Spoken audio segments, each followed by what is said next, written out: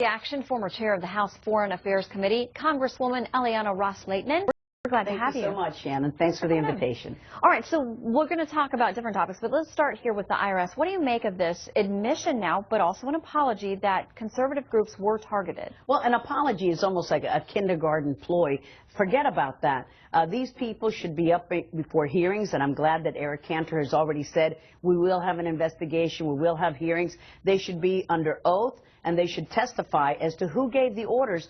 These kinds of actions do not take place by just one individual carrying out his whim. No, someone gave orders to go after the Tea Party, conservatives, any group that has patriot in its names. I mean, that is an absolute political witch hunt. The Democrats are accusing the Republicans of having a fair investigation in Benghazi. They say that's a witch hunt. Well, this is exactly what the IRS is actually doing, going after conservative groups in order to sway opinions of the electorate. It's shameful, and they should be fired after the investigation. Who's responsible? Who called the orders? And I'm thinking it's going to go way up to the top. Do you think you'll have some of your Democratic colleagues join you? Because I would think they'd be united in the concept that we don't want the IRS targeting anyone based on their politics. Well, I think that many of our colleagues might say that, but a lot of them will say they've apologized, and they say that this will not happen again. So let's move on. Let's move on to the important topics. This is an important topic. This is a misuse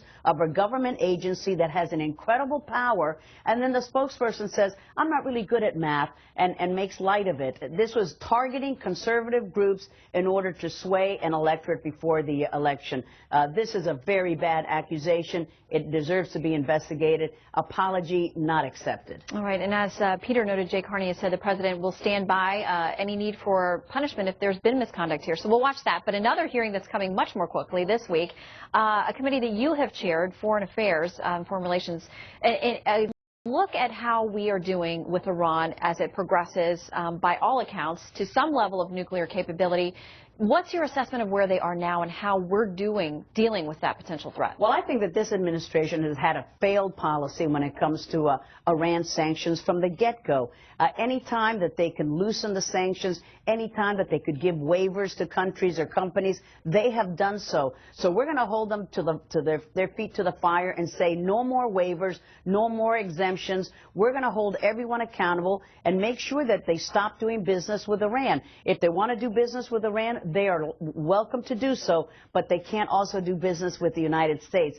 And this administration keeps saying all options are on the table, yet at the same time they keep having discussions of the P5+1 countries, negotiations with Iran. What does that get us? More time for Iran to keep spinning their centrifuges. We've made no progress. The sanctions haven't been enforced, and this policy of the administration has been an utter failure. Is it fair to say that other administrations, because this has been going on for years, didn't do as good a job as they could have done as well, leading us to where we are? Absolutely. Other administrations did not do a good job either. So it's been a failed policy for both Republicans and Democrats. But we're dealing with this situation right now where it really poses an existential threat to our ally, the Democratic Jewish State of Israel, and to the United States, and to all of our interests in the Middle East. So now, more so than ever, because they are ever closer to being a nuclear state, even though now we're more cognizant of what a threat it poses. So shame on all the administrations for their lackadaisical kind of attitude about a real threat to our security. But the time to wake up is now. Let's enforce the sanctions and no more waivers. All right, we'll keep an eye on that hearing this week on Wednesday. Congresswoman, always good to see you. Thank you. Thanks. All the best. Congrats, Shannon. Thank you.